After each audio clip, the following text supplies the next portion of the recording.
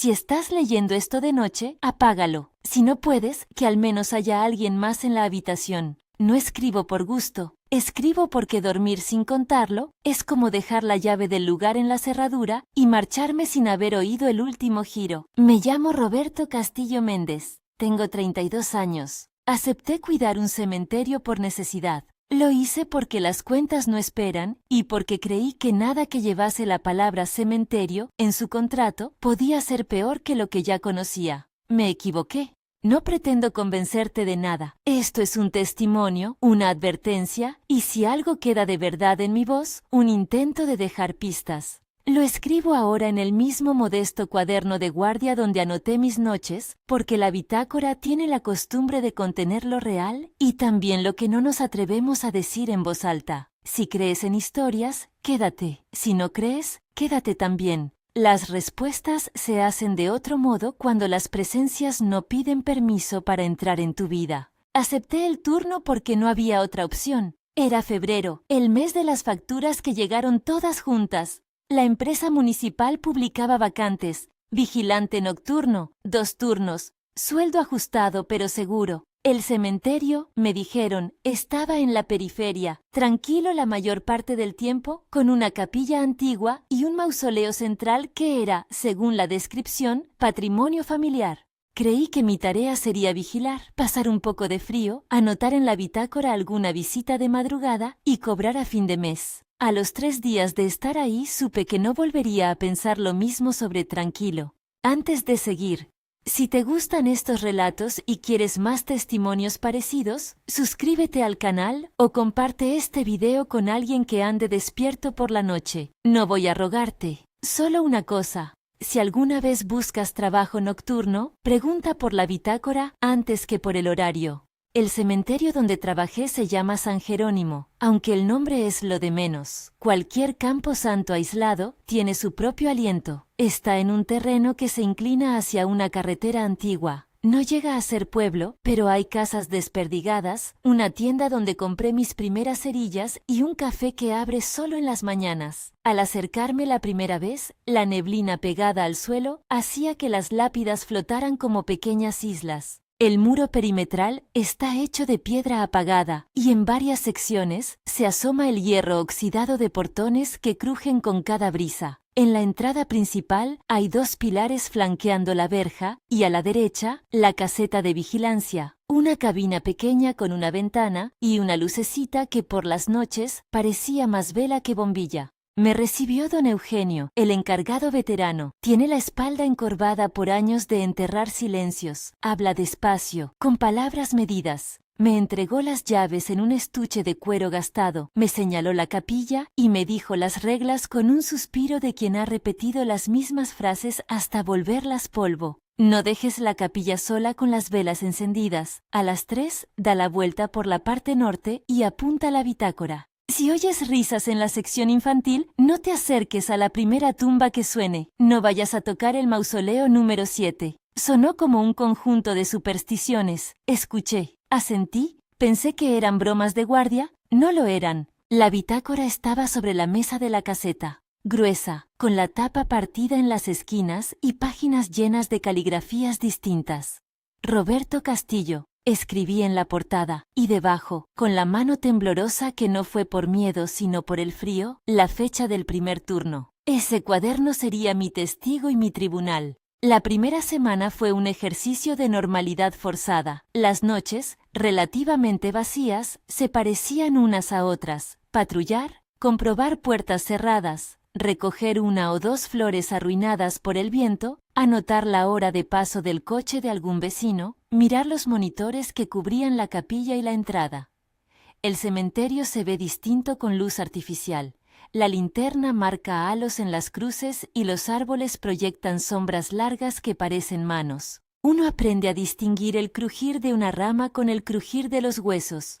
Yo aprendí a leer la oscuridad en función de los pasos. Las primeras anomalías fueron pequeñas y culpables.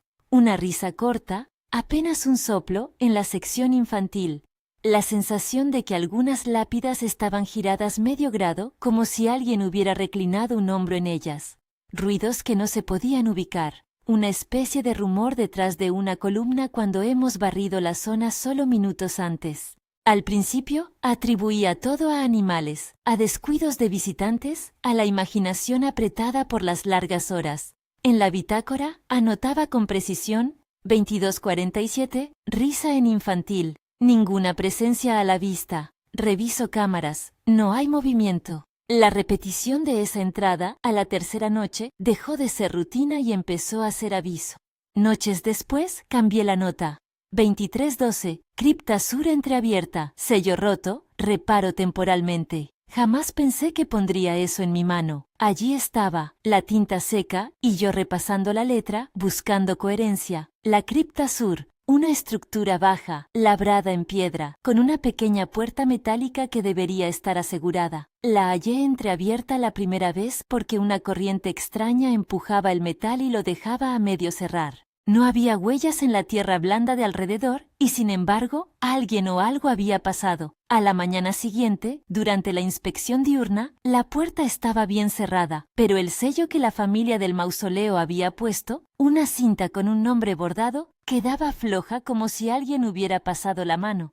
Reproduzco aquí fragmentos de la bitácora, no para añadir dramatismo, sino porque las caligrafías distintas atestiguan una continuidad. Copio tal y como los vi. Las fechas las cambié para preservar privacidad, pero los contenidos son míos y de los guardias anteriores. Entrada de la bitácora, 0802-0103. Risa en infantil. Luces de la farola parpadean. Siento que me observan desde la fila 3. Revisadas cámaras. Nada, doy la vuelta por el norte. Don Eugenio dice que ignoremos los susurros, que los susurros se alimentan de atención. Entrada de la bitácora, 12:02-02:16, caligrafía distinta. Sellos en mausoleo 7 flojos. Encontré una flor blanca dentro del pasillo, sin huellas. El perro del rancho a la salida ladra mirando al muro. No dormí. Entrada de la bitácora, 15:02-03:00, anotación breve, trazos apresurados. Las voces a las 03:00, no vuelvo a bajar solo. Estas entradas eran como fósiles, capas de temor apiladas en papel. Leí muchos más, algunos firmados con nombres que me eran ajenos, otros con iniciales que se repetían, testigos de noches que no eran distintas. El leitmotiv se instaló, las voces, la bitácora, las sombras. Con cada página que pasaba, la sensación de que el sitio tenía memoria crecía. Los monitores, por su parte, empezaron a jugar su propio juego. Instalaron 3 cámaras, una sobre la entrada principal, otra apuntando a la capilla y la última enfocando el mausoleo central. Las grabaciones son técnicamente pobres, luz artificial, interferencias, el típico pixelado nocturno, pero hubo noches en que mirarlas resultó como oír un susurro detrás de la puerta, algo que se pasa en segundos y queda grabado como si la cámara, a diferencia del ojo, decide quedarse mirando. En una madrugada, al revisar la grabación de la capilla, vi en el monitor un punto oscuro que no estaba en la realidad. Una pequeña figura que pasa entre los bancos y que nunca se aprecia en la linterna cuando salgo a comprobar. Anoté la hora en la bitácora.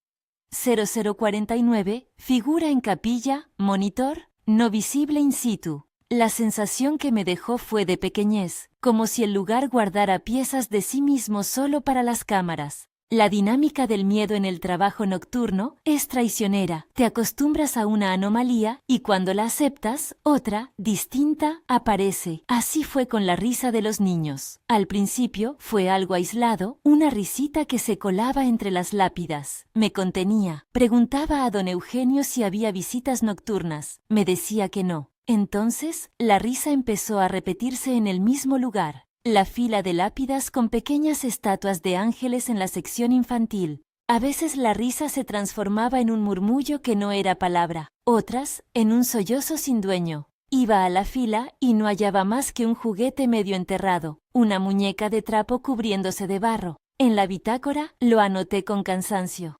23:58, juguete en infantil. Lo recogí y lo dejé en la caseta. A las 01:12 me lo encontré de nuevo sobre la tumba. Esa última frase era la que empezó a roer mi coherencia. Las noches hacen algo con la mente que uno no asume hasta que sucede. Compruebas, repites, te convences, dudas, vuelves a comprobar. Hay un momento en que la lógica se siente insuficiente. Para no perder la cordura, intenté estructurar. Rutas fijas, hora marcada para pasar por la capilla, anotaciones específicas. El ritual de escribir se convirtió en una coraza, pero las cosas escribieron sobre mi coraza. Fue en una noche fría de marzo cuando la sensación dejó de ser aviso y se volvió implante. Había llovido durante el día y el olor a tierra mojada mezclado con cera vieja de las velas llenaba el lugar. Esa noche cerré la caseta más tarde de lo habitual porque revisé por última vez las cámaras. En la pantalla de la capilla, una sombra se había detenido frente al atrio, inmóvil, como si estudiara el paso. Salí al exterior con la linterna en mano.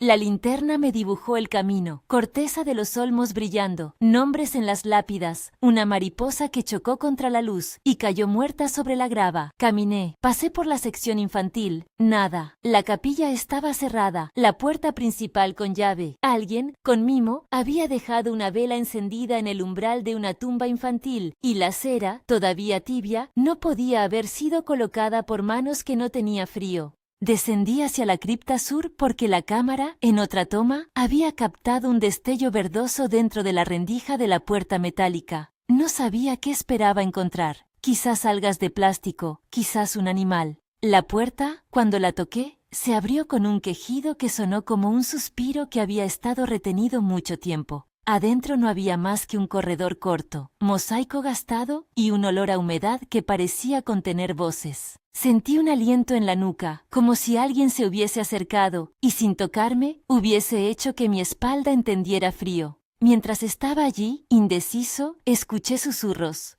No eran palabras claras, eran fragmentos que se pegaban a mis recuerdos. Vuelve, aquí, no te vayas. Fueron suaves al principio, como lana rozando la piel.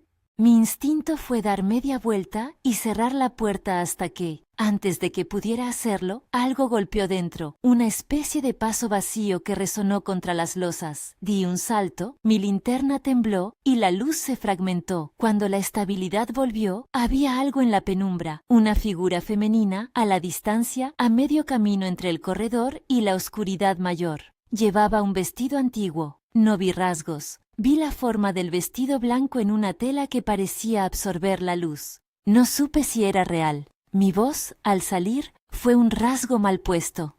¿Hay alguien?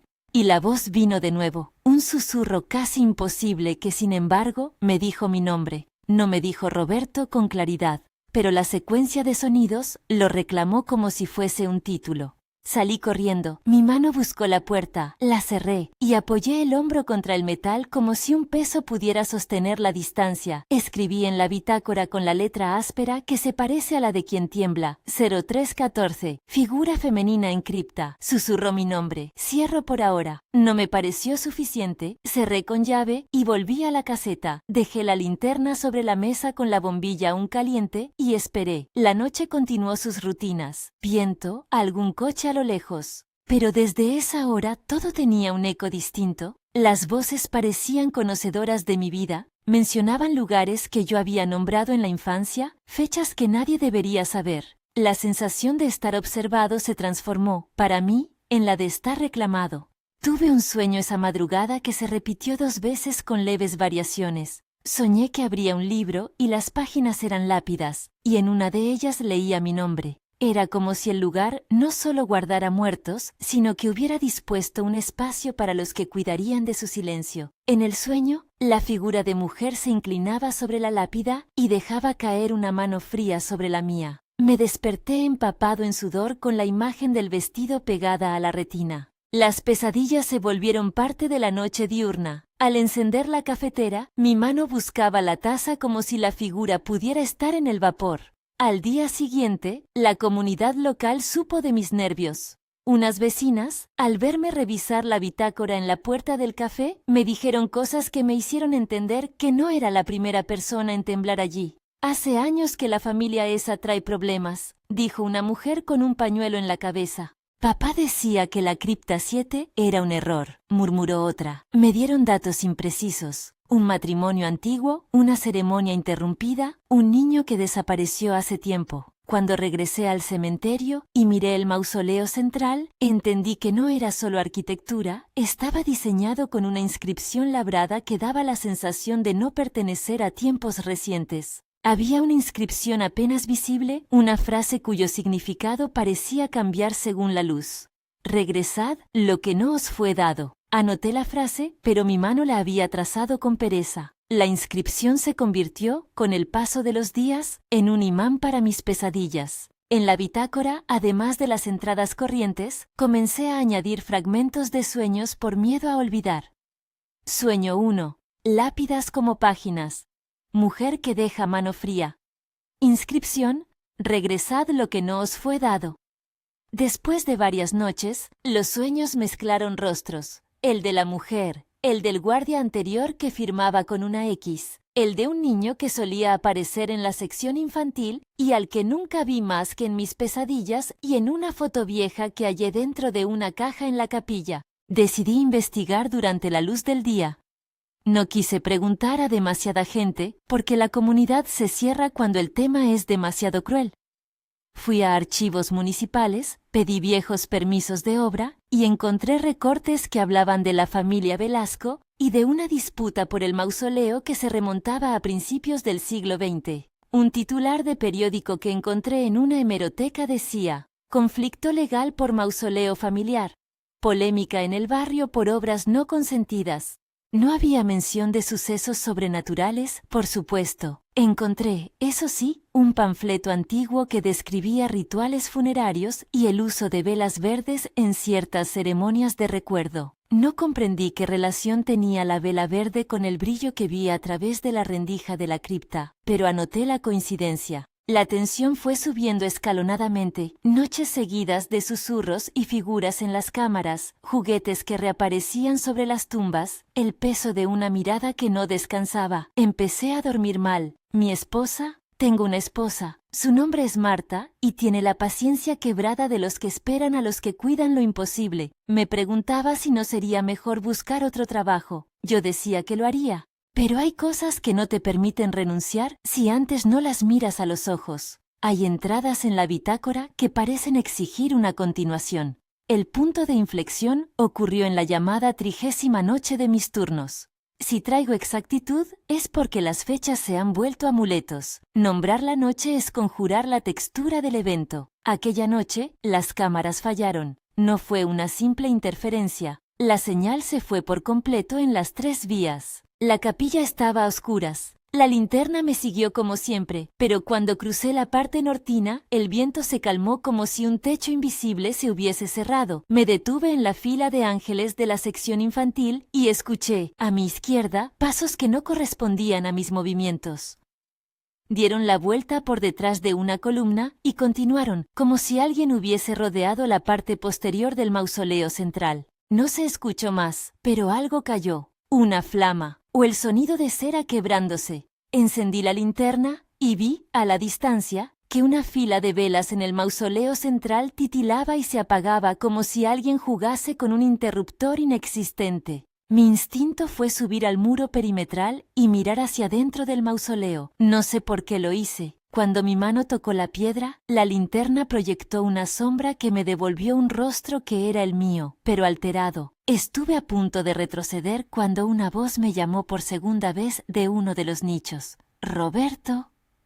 La voz ya no era un susurro, era una marea contenida que se volvía insistente. Algo en mi interior, quizás la misma curiosidad que me hace abrir la puerta de una historia que no es mía, me obligó a asomar un brazo hacia la reja que protege el acceso al mausoleo. Lo que vi en el monitor, cuando traté de reiniciarlo después de un minuto que me pareció eterno, fue una imagen inmóvil de la entrada del mausoleo con la tapa del sarcófago ligeramente levantada y un resplandor verdoso que emergía desde el interior. No era luz natural.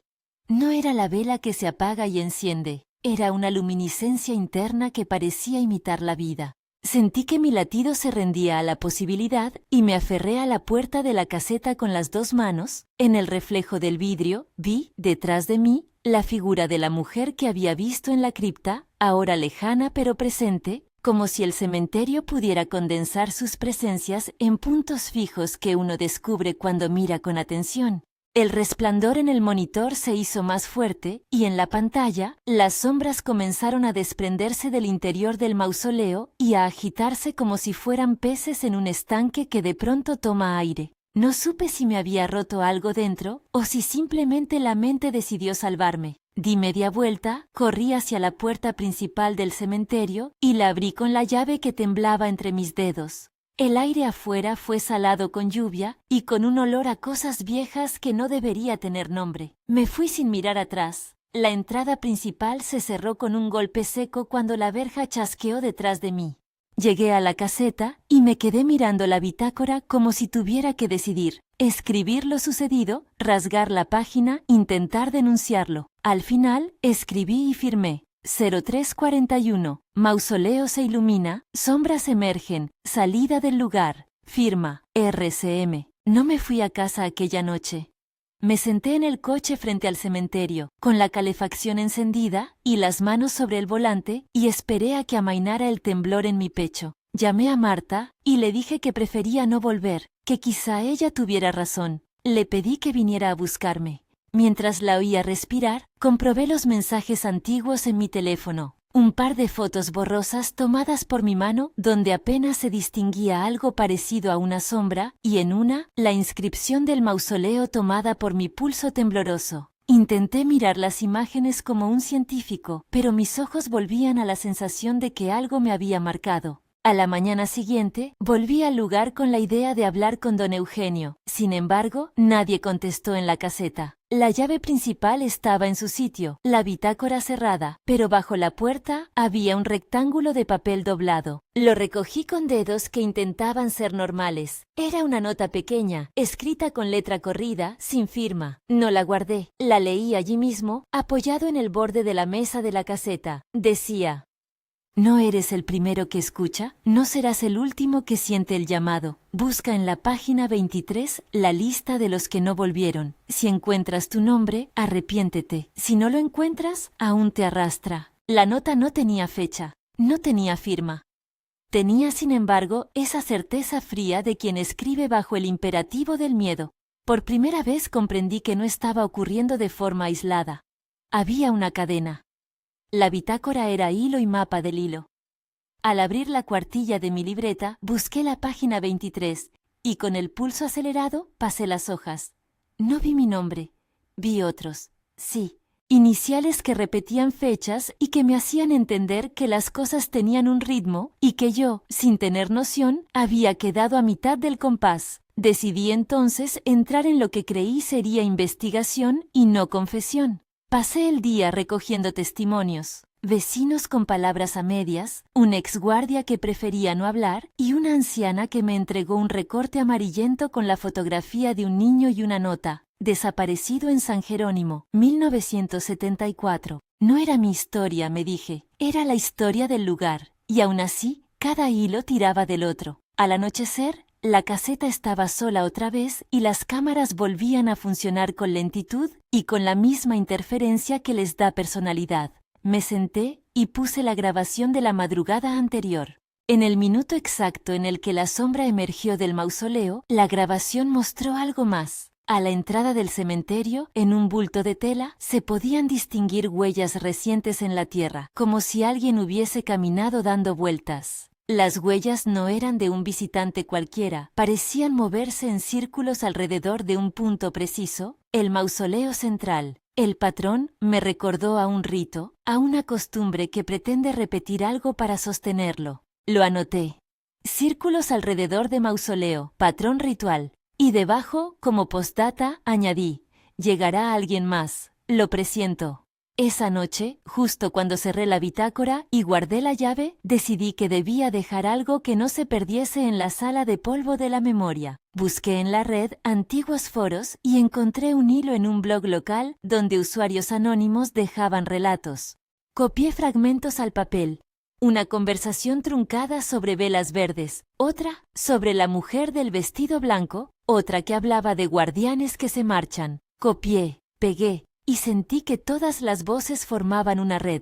No era yo quien cargaba con el peso, era una larga cadena de voces nocturnas. Metí las fotocopias en un sobre y lo escondí dentro de la bitácora entre las entradas, como si dejar pistas fuese una forma de desentenderme o de asegurar que a alguien más le diese por leer. No sé cuál de las dos razones era mejor. Antes de cerrar la tapa, por costumbre, escribí una última línea y la firma que a estas alturas es más que un nombre: Roberto Castillo Méndez, testigo. Al día siguiente, aun con las manos temblando, encontré en el suelo de la caseta otra nota, esta pasada por agua, deslizada por debajo de la puerta. No la tocaré con fingida valentía. La recogí y sentí que un hilo de frío se me alojó en la muñeca. La letra era distinta de la anterior, pero el contenido alineaba el mensaje: no vayas a la cripta cuando la luz sea verde. No laves las manos con las que firmaste. No comprendí del todo el sentido, pero lo guardé, lo fotografié con el teléfono y lo metí en la bitácora. Sabía que la historia pedía continuidad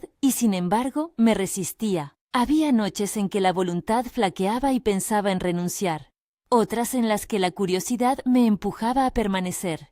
Me hice un plan: comprobar la capilla a fondo y, si algo no encajaba, hablaría con el municipio para pedir otro destino. Mi intención era racional. La vida, sin embargo, suele ser la suma de intenciones que el lugar desbarata. La última imagen que recuerdo con transparencia antes del momento en que mis manos apostaron miedo sobre la página fue la siguiente: la capilla cerrada, la noche tersa, y en la ventana lateral, la silueta de una niña que me miraba desde dentro con una firmeza que no es de quien no sabe qué hacer. Su mirada contenía una pregunta: ¿por qué te quedas? No tuve respuesta.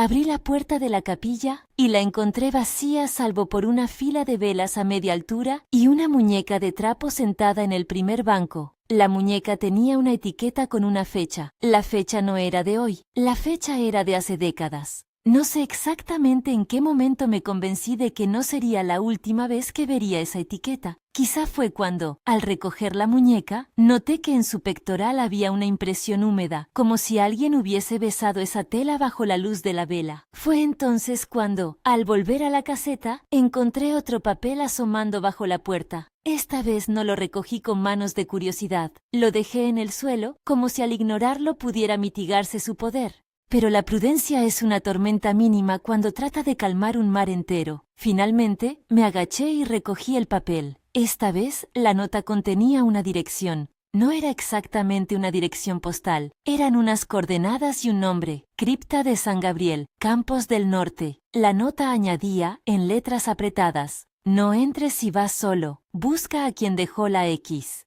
Fue la primera vez que entendí que no era una sola ubicación la que me reclamaba, sino un patrón que vivía entre cementerios, de mausoleo a mausoleo, como una enfermedad que se propaga por la memoria. Me detuve allí y respiré. Miré el reloj y vi que el tiempo corría con esa lentitud de quien calcula una condena.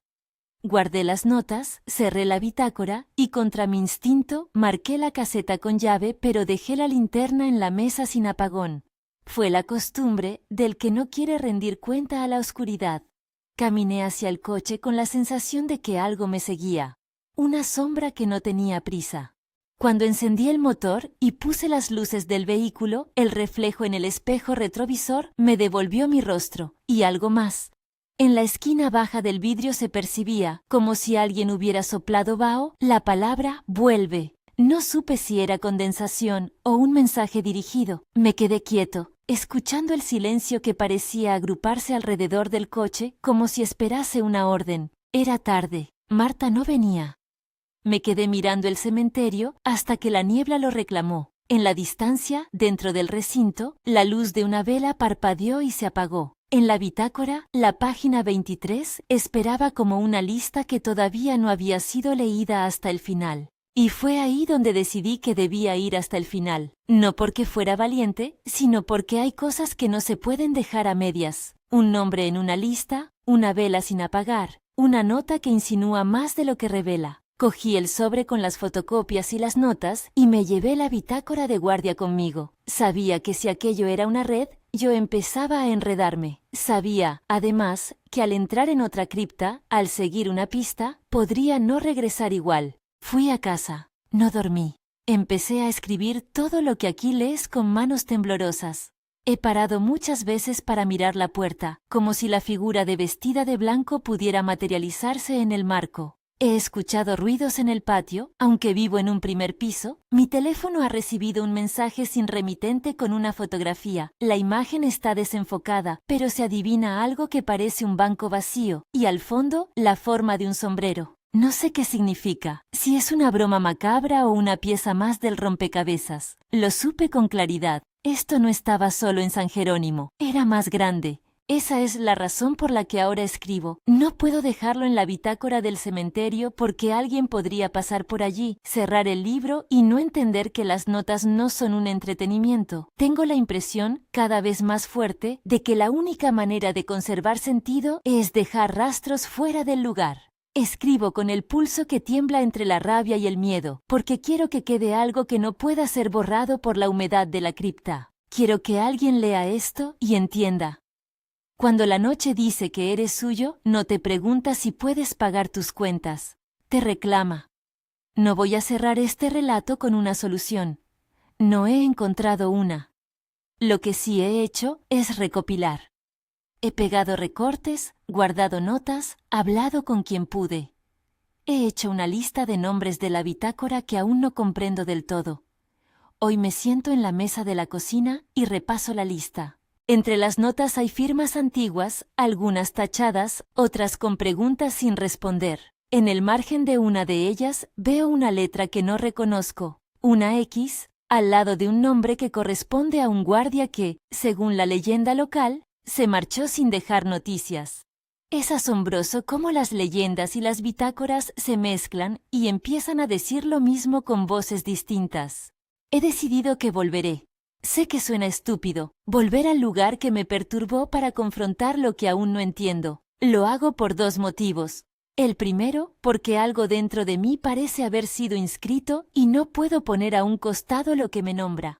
El segundo, porque encontré una nota que habla de otra cripta, otra sección del mismo cementerio, cuyo acceso había sido bloqueado hace décadas y que la municipalidad decidió reabrir para mantenimiento.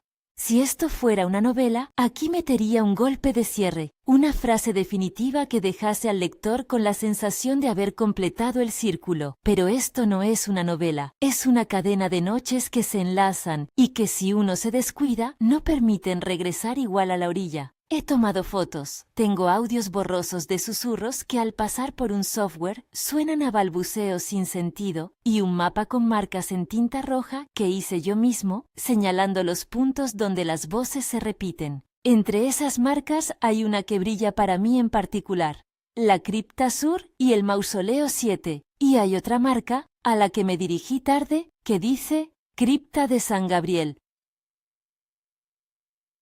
Cartier.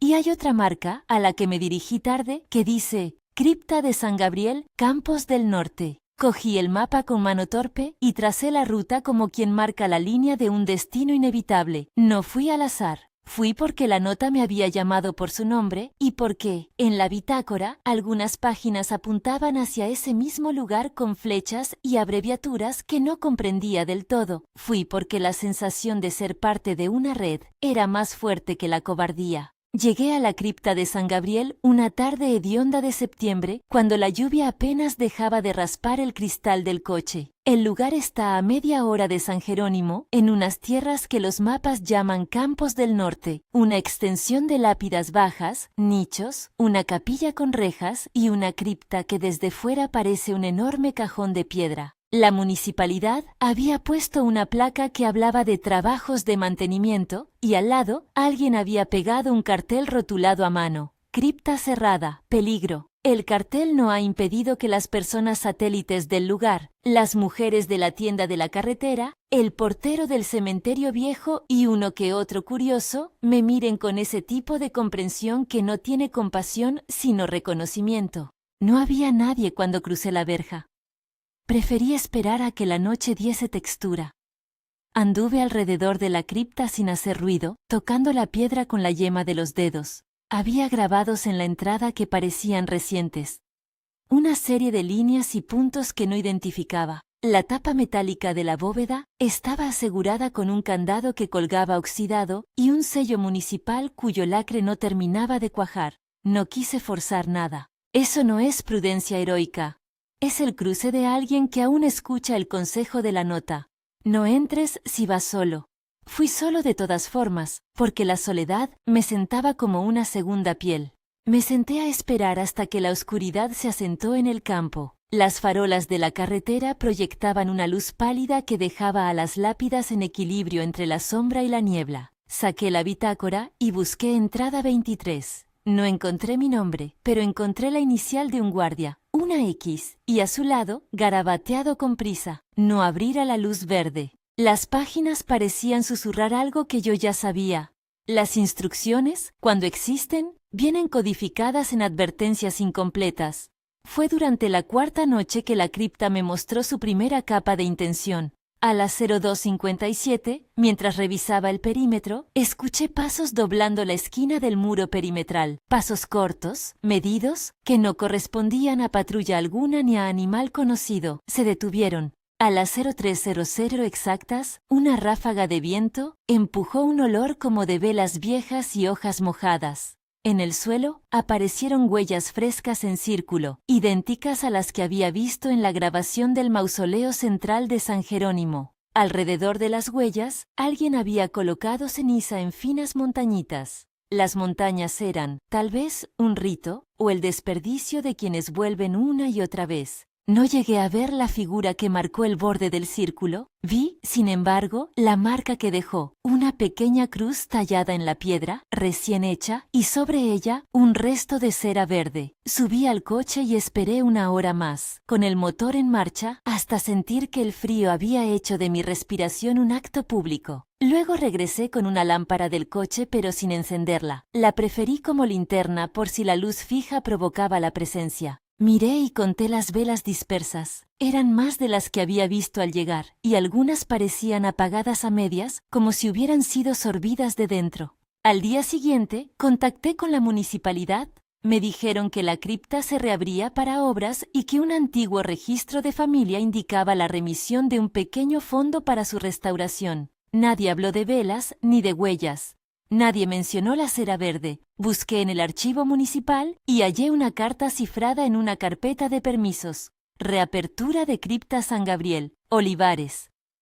El apellido Olivares regresaba como una sombra de familia que había ganado pleito sobre la cripta hace casi un siglo. Encontré también, en una caja polvorienta, una fotografía en blanco y negro donde se veía la cripta recién levantada y en la entrada, una mujer con un vestido que se pegaba a su silueta con las arrugas del tiempo. La fotografía no encajaba con la fecha que decía debajo. 1932. La mujer, en la foto, parecía mirar no a la cámara, sino a un punto que estaba fuera de la imagen, como si el fotógrafo hubiera captado solo el borde de una escena mayor.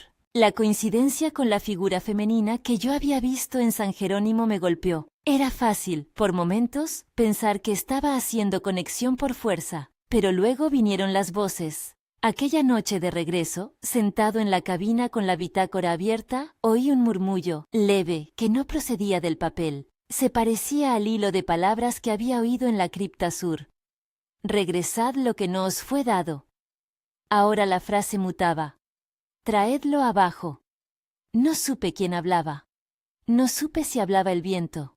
Lo escribí de todas formas. Insertaré, aquí, un bloque de notas de la cripta de San Gabriel, fragmentos que pegué en mi libreta esa misma semana, idénticos a los que leí en el escritorio de la capeta de guardia. Los reproduzco tal cual y sin firma para dejar acta de la continuidad. Entrada de la bitácora, cripta San Gabriel, 040903 Montacinco, huella circular. Cera verde en cruz, olor a velas viejas. No visible ningún ritual. Vuelvo a la 0300. Entrada de la bitácora, cripta San Gabriel, 07090312. Siento roce en la nuca. Miré hacia arriba y vi la sombra de un vestido antiguo pasar por la reja. No había nadie cuando entré. La cera parece derretirse de dentro hacia afuera. Entrada de la bitácora, cripta, 0909-2240. Foto antigua encontrada en el archivo municipal. Mujer en vestido, fondo con inscrip. Regresad lo que no os fue dado. Misma frase, coincidencia con San Jerónimo. Firma, RCM. Mientras acumulaba notas, encontré una hoja sin fechar escondida entre las páginas de la bitácora de un guardia anterior.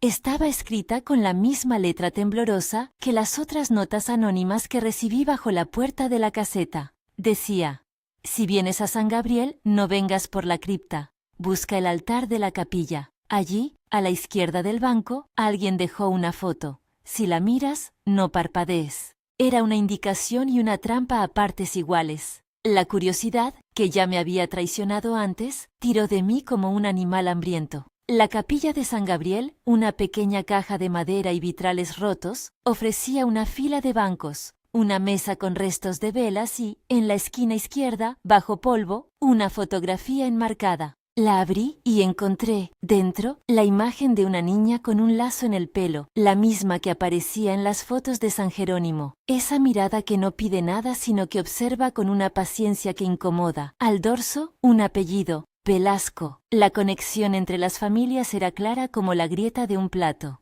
Esa noche no dormí. Escribí hasta el amanecer páginas que hablaban de inscripciones, de cera, de patrones, y cerré el cuaderno con la idea de acercarme a San Jerónimo al día siguiente. Tenía la sensación de que el mapa ya no era un mapa, sino una red en la que cada lugar que miraba tiraba de otro. Si la red era real, debía haber un origen, o al menos, un núcleo. Para mí, ese núcleo empezaba a aparecer el mausoleo central de San Jerónimo, y su inscripción: regresad lo que no os fue dado. Antes de volver al relato de la cripta, quiero hacer una aclaración que debo dejar por escrito. Encontré, en los folios escondidos dentro de la bitácora, otra narración larga. Era de un tal Javier Morales. Su relato original, tal y como lo encontré, hablaba de una gasolinera nocturna y de las cosas extrañas que ocurren a las 3 de la mañana. Por coherencia con lo que estoy contando, y para agrupar los patrones que observé, reubiqué ese testimonio en un cementerio distinto. Por eso, la versión que transcribo más abajo aparecerá como guardia de una capilla en Campos del Norte. Hago este traslado para que el título de este cuaderno, Dos historias de miedo en cementerios, responda a una lógica del lugar y no deje fuera piezas que, por su naturaleza, pertenecen al mismo fenómeno. Señalo este cambio para la trazabilidad de la historia. El contenido esencial del testimonio no ha sido alterado salvo por esa modificación de escenario. Transcribo, ahora, la historia de Javier tal y como la encontré, adaptada solo en el lugar donde ocurrió. Me llamo Javier Morales. Tenía 28 años cuando acepté el turno de noche en la capilla de los Campos del Norte. Antes era empleado de estaciones de servicio, pero después de que me redujeran horas, la municipalidad ofreció un puesto de vigilante nocturno para la capilla. Trabajo tranquilo, me dijeron. Luz y alarma, me aseguraron. Mi hija, Sofía, de 5 años, dormía en la habitación contigua. Mi mujer, Laura, lavaba mantas en la casa de la suegra para que llegáramos a fin de mes. Acepté el turno por ellas. Acepté porque no hay héroes cuando las cuentas tocan a la puerta. La capilla era una estancia pequeña, con un pequeño atrio y 2 cámaras que apuntaban a la entrada y a la fila de nichos laterales. La máquina registraba en la pantalla una noche bastante aburrida durante las primeras 2 semanas. Nadie, algún peregrino solitario, 2 velas que exhalaban humo como si el tiempo fuese un animal lento. Luego, los pasos empezaron. A las 03:00 en punto, de manera casi perfecta, alguien daba vueltas al lado derecho de la capilla. No podía verlo con la linterna cuando salía a comprobar, pero las cámaras lo consignaban. Pasos que describían círculos, una figura que no llegaba a completarse, como si la cámara tuviera la paciencia de captar algo que el ojo evita. A veces, al revisar las grabaciones, veía siluetas inmóviles entre las filas de nichos. Manchas de sombra que, curiosamente, no aparecían cuando yo iluminaba esa misma fila con la linterna. Era como si las cámaras guardaran secretos que la vista normal no se atreve a sostener. Anoté en la bitácora. 0312, silueta en nicho, 4, no visible en sitio. Igual que en San Jerónimo, la discrepancia entre el monitor y el terreno era una herida. Algo se revelaba solo a través de un medio técnico. La primera vez que mi hija me habló de El Señor Triste fue al segundo mes. Llegué de madrugada, golpeé la puerta y la pequeña Sofía me abrió con el pijama arrugado y me dijo: «Papá, el señor Tristito me pidió que le cantara». Laura y yo nos miramos. Lo atribuimos a la imaginación de una niña. Pero la frase me quedó punzando en el oído. Por precaución, caminé por fuera de la capilla aquella misma noche. Encontré, apoyada en un nicho lateral, una pequeña caja de música antigua con una nota dentro que decía: «Para Sofía». La caja estaba empañada, como si hubiera pasado mucho tiempo fuera y alguien la hubiese guardado con cuidado. Volví a la casa con la caja en la mano. La entregué y mi hija la apretó como quien recupera una reliquia. Supuse que alguien había querido hacernos bromas. Supuse cosas por comodidad. La segunda manifestación fue más material. Velas que se apagaban y que aparecían de nuevo encendidas en puntos distintos. Flores que cambiaban de sitio. Una fotografía Polaroid que amaneció sobre la mesa con una silueta borrosa detrás de Sofía. Las cámaras, en un registro de 03.02, mostraron una figura que permanecía un segundo frente al atrio y que luego se disolvía entre las columnas. Al reproducirlo en la pantalla, la figura tenía un contorno femenino y llevaba lo que parecía un vestido con pliegues antiguos. Esa noche, al revisar la grabación, el monitor registró una anomalía de audio, un susurro que, al aumentarle el volumen, quedó reducido a un murmullo que pronunciaba el nombre de mi hija. Traje la grabación a casa y la puse en la cocina. Laura la escuchó y salió blanca. «Sácala de aquí», me dijo. «Sácala del pueblo si tienes que hacerlo». Hablamos de mudarnos, de creer en razones prácticas, pero la vida real se sostiene con ingresos y con pequeñas esperanzas. No nos fuimos. Fue al cuarto mes cuando la presencia se volvió más agresiva. Una noche, a las 03:00, la cámara mostró una sombra que, al acercarse a la puerta de la capilla, inclinó la cabeza como quien escucha una respuesta. En la imagen, la sombra pasó su mano por una de las velas y ésta, inexplicablemente, emitió una chispa verde que se iluminó por unos segundos. A la mañana siguiente, encontré sobre la mesa de la casa un papel arrugado con una única palabra: «Vuelve». No tenía firma, no tenía fecha. Con el tiempo, la palabra se repitió en varios papeles que dejaban bajo la puerta de la capilla. «Vuelve, trae, no olvides». El punto de quiebre llegó cuando mi hija se levantó una madrugada y se sentó en el borde de la cama señalando el rincón donde había un maniquí viejo que guardábamos para los disfraces. «El señor viene a jugar conmigo», dijo con naturalidad. Me acerqué y no vi a nadie, pero dentro del bolsillo del maniquí había una carta doblada con una letra que conocí después porque la vi en la bitácora de otro guardia: «No duermas al lado de quien pide». Esa frase me acompañó como un cuchillo sordo.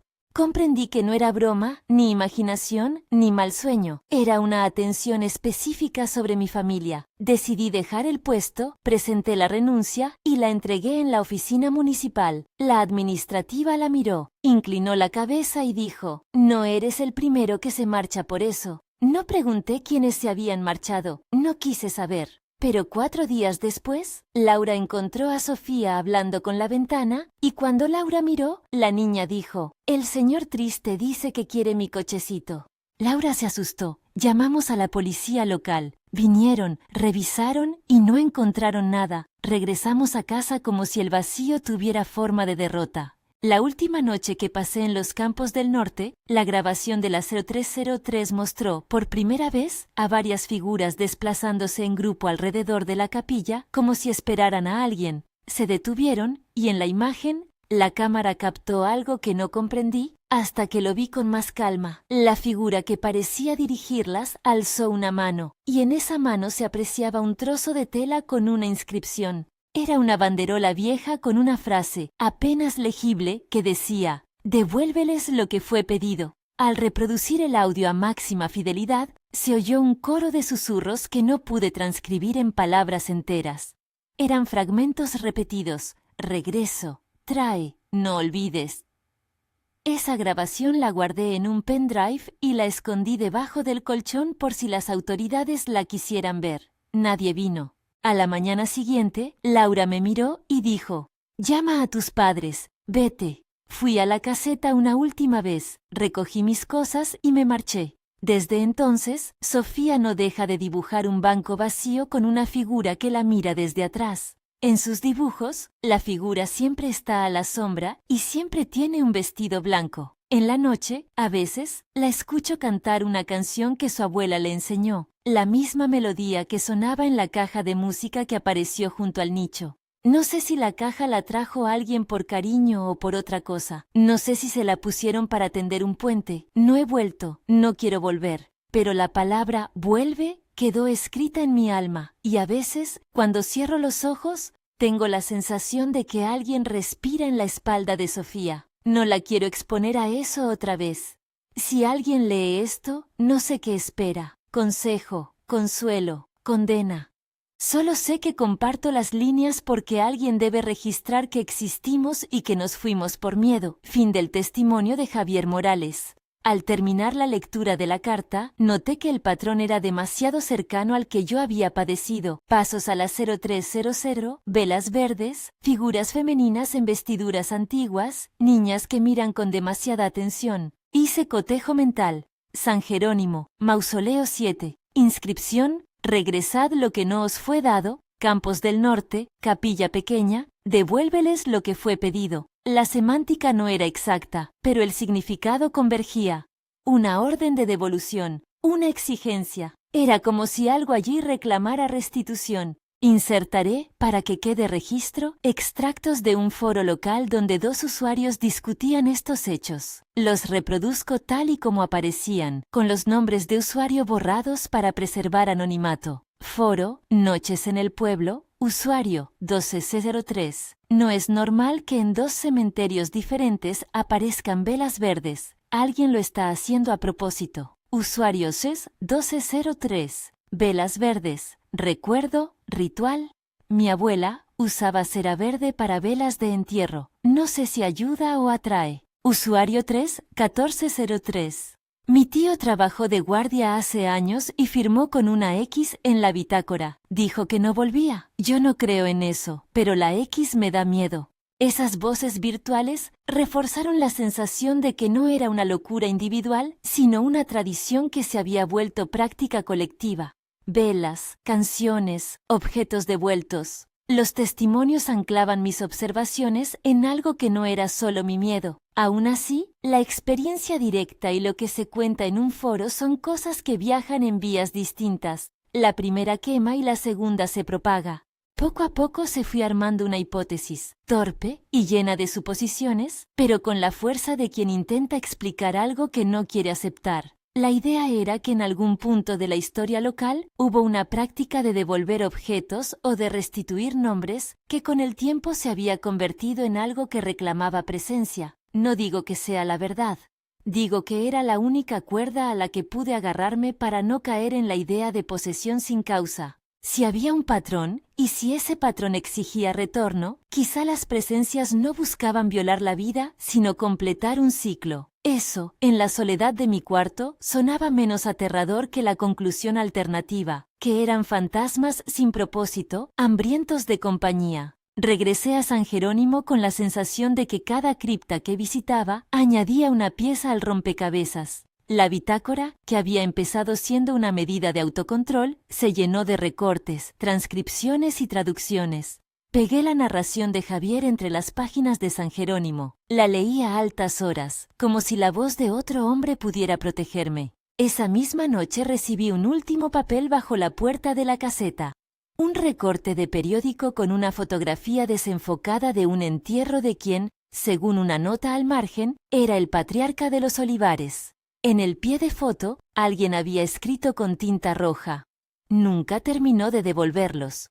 La siguiente semana decidí ir a la biblioteca municipal a buscar más huellas. Encontré una crónica antigua que hablaba de un pleito por el mausoleo, una disputa que acabó con la familia pagando algo que la casa no tenía. Los Velasco, enfrentados por el derecho de inhumación, controversia entre descendientes y el municipio. Entre líneas, la historia hablaba de un entierro apresurado y de una ceremonia interrumpida. No había, en ningún lado, relatos de apariciones. Eso no me sorprendió. Los expedientes son verdes y secos como los árboles que guardan las plazas. Compilé lo siguiente, una línea de tiempo que unía las fechas de desaparición, pleito y reapertura de cripta con los registros de entradas en las bitácoras. No fue una deducción científica, fue una acumulación de coincidencias que por repetición empezó a pesar. Algunos guardias habían dejado iniciales y luego no estaban. Otros se marcharon con un "no vuelto a entrar" después de 0300 guardado como única explicación.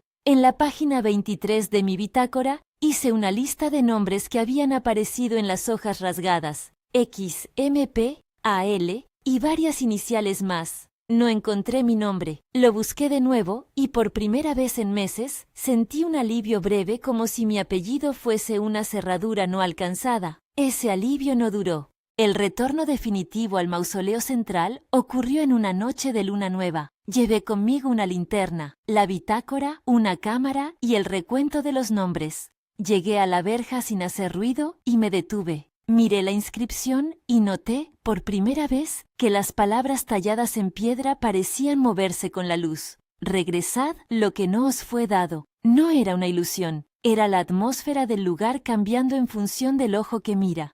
Puse la cámara en un trípode y encendí el registro. No sabía si la ciencia me ayudaría a entender, pero registrar es una forma de decir, yo estuve, y esto no fue inventado por mi miedo. La cámara grabó 03.0 con un zumbido leve. En la pantalla, algo se movió dentro del mausoleo, una masa de sombras que se estiraban hacia la tapa del sarcófago. No recuerdo cada detalle de lo que pasó después porque el tiempo se me fragmentó en ruidos, en flashazos de luz verde, en olores a cera y tierra húmeda. Vi, por un instante, manos como dedos de sombra empujar la tapa. Vi, en la abertura, un brillo verdoso que se volvió una boca de luz. Sentí, de pronto, un tirón en la piel detrás del cuello, como si alguien hubiese intentado extraer mi nombre. La linterna cayó de mis manos. La cámara registró solamente el blanco desfocado de mi mano, y luego silencio. No tuve valentía para volver a encender la linterna. Me senté en el suelo, con la espalda pegada a la piedra fría, e intenté ordenar los fragmentos de lo que había visto. Cuando abrí los ojos, la tapa del sarcófago estaba cerrada. La piedra estaba fría, pero en el borde había restos de cera verde y huellas diminutas, casi de manos, que marcaban el contorno. En el suelo, el polvo mostraba el rastro de una persona que había estado, tal vez, arrodillada. No supe cuánto tiempo había pasado. Llevé la mano a la nuca y sentí algo pegado en la piel. Una pequeña marca en forma de cruz, apenas perceptible, como si algo hubiera rozado la piel con un sello húmedo. No sangraba, no era herida. Era, quizá, una señal. Escribí en la bitácora en estado de trance. 0314, mausoleo activo, tapa movida, marca en nuca, firma, RCM. No supe si estaba del todo cuerdo al anotarlo. Me levanté y me fui. Caminé a tientas hasta el coche y conduje sin mirar atrás. Los días posteriores fueron de sueño fragmentado, de pesadillas donde la cera verde fluía desde la boca de la tierra y donde la inscripción tallada lanzaba sus palabras en ondas. Regresad, devuélveles. Mi esposa, Marta, me preguntó si debía volver a terapia. Le dije que sí. Fui. Hablé con alguien que me enseñó técnicas de respiración y terapia cognitiva. Me ayudó a ordenar el miedo y a convertirlo en enumerables. Pero esas hojas eran solo un parche sobre una herida que no quería cicatrizar. La marca en la nuca no desapareció del todo. A veces, al afeitarme, sentía el roce como si una uña de sombra intentara recordarme que había algo adherido a la piel que no era mío. Recibí llamadas anónimas en el teléfono, mensajes con fotos desenfocadas. Uno en particular me heló. Era una imagen tomada desde dentro de la capilla de Campos del Norte. La fecha era de la mañana siguiente a la última vez que hablé con Javier. En la foto, Sofía aparece dormida, y tras ella, en la penumbra, la silueta de un hombre con un sombrero. La noté como si mis manos hubieran sido testigos de algo indecoroso. Llamé al número y no contestaron. No sé si fue broma, venganza o advertencia. No he querido preguntar a Javier porque temo que, si lo contacto, la red me jalará más. Escribo esto sentado en mi mesa, al mediodía, con la ventana abierta y el cuaderno a mi lado. Tengo una lista grande de cosas que no entendí. ¿Por qué la cera es verde? ¿Por qué las horas se repiten? ¿Por qué las niñas ven el señor triste? ¿O por qué quienes firman con una X desaparecen? Algunas cosas las puedo relacionar con hechos documentales, pleitos, fotos antiguas, familias enfrentadas. Otras son ventanas que no se cierran, las voces que recitan nombres, las huellas circulares, las velas que se apagan y vuelven a encenderse. En los últimos días he intentado poner orden. He llamado a antiguos guardias, he hablado con vecinos, he revisado actas notariales. Encontré algo que me heló. En una parroquia cercana, en los registros de bautismo, varias familias consignan, con la misma caligrafía y en fechas cercanas, nombres que luego no aparecen en actos de matrimonio ni en defunciones. Sofía Velasco, inscrita 1974. Es como si hubieran inscrito nombres en libros y luego los hubieran borrado de la vida pública. La sospecha me muerde. ¿Será posible que la red exija presencia para poder continuar? ¿Que los vivos, si no pagan con presencia, dejan vacíos que las cosas buscan llenar? He decidido hacer algo que me pesa en la carne. Voy a ir a la lista de la página 23 y encontraré los nombres que figuran allí. No para probar que soy valiente, sino porque la idea de dejar eso sin ver me corroe. Quiero despejar la duda. Si mi nombre aparece escrito con tinta fresca, quizá me rinda. Si no aparece, quizá me empecine a seguir. Lo haré en compañía. He pedido a un amigo, viejo, y que ya pasó por fantasmas a su manera, don Alfredo, que trabajó años en el cementerio municipal, que me acompañe la próxima noche. Sé que es una mala decisión. Sé que intentar enfrentar algo abre la puerta a la respuesta. Pero la inacción se me hace insoportable. Dormir con la idea de la bitácora sin comprobar si tengo mi nombre es como dejar una carta cerrada en el buzón sin saber si vendrá la respuesta. Si algo tengo claro, y lo dejo por escrita, es esto. Esto no es una advertencia para los curiosos que no creen en nada. Es una advertencia para los que aceptan trabajo nocturno sin preguntar por la bitácora. La bitácora no es solo un registro de horarios. Es un libro donde las noches se acumulan y donde las palabras no se pierden. Hay frases que se repiten, hay símbolos que se tallan. Y hay una tendencia a la suma. Quienes llegaron al lugar y se quedaron, dejaron algo que otros guardias recogen sin saber. La historia es una cadena. Antes de cerrar estas páginas, pegué varios extractos que pensé podrían servir a quien intente entender la trama. Reproduzco un recorte de la transcripción del audio que tomé la noche en que la tapa del mausoleo se movió. No lo escucho seguido porque me hiela. Lo transcribo tal cual, con fragmentos borrosos y con lo que el software de audio dejó como claro. Transcripción parcial de audio 0312 San Jerónimo. Instrumental, ruido de viento, son faz, inaudible, regresad, sonido como cuchara en vaso, no es vuestro, susurro. Traed de vuelta, Roberto, trae. Fin del archivo. No sé si lo oí bien, no sé si el software añadió sugestión. Lo volví a escuchar con oídos distintos y encontré lo mismo. La palabra Roberto parecía repetida como si me llamaran no por nombre, sino por designación. ¿Quién pronuncia mi nombre? ¿Por qué? No tengo certezas. Tengo, como todos, una mezcla de pruebas insuficientes y terror suficiente. Si llegaste hasta aquí, quizá pienses que ya has oído suficiente. Tal vez cierres el libro, apagues la luz y olvides. Quiero que entiendas que mi intención al escribir no es alimentar un pánico global ni convertir a nadie en saltador de cerraduras. Solo dejo acta de lo que he visto. Y si puedo añadir algo que valga de consuelo, diré. Hay medidas prácticas, no entrar solo, preguntar por la bitácora, no tocar sellos, que pueden mitigar encuentros. Digo, pueden, porque no tengo garantías. Lo que cuento se parece a una advertencia antigua. Pregunta por la memoria antes de aceptar custodiar la noche. Termino esta entrada con una última cosa que encontré en la carpeta donde guardo recortes. Un trozo de papel, escrito a mano y con la tinta corrida por la humedad que alguien había metido en la bitácora años atrás. Puse la mano sobre el texto y lo leí despacio. Decía, no te fíes del brillo. Si la luz es verde, no la robes. Si te llaman, cuenta hasta 3 y no vuelvas la cabeza.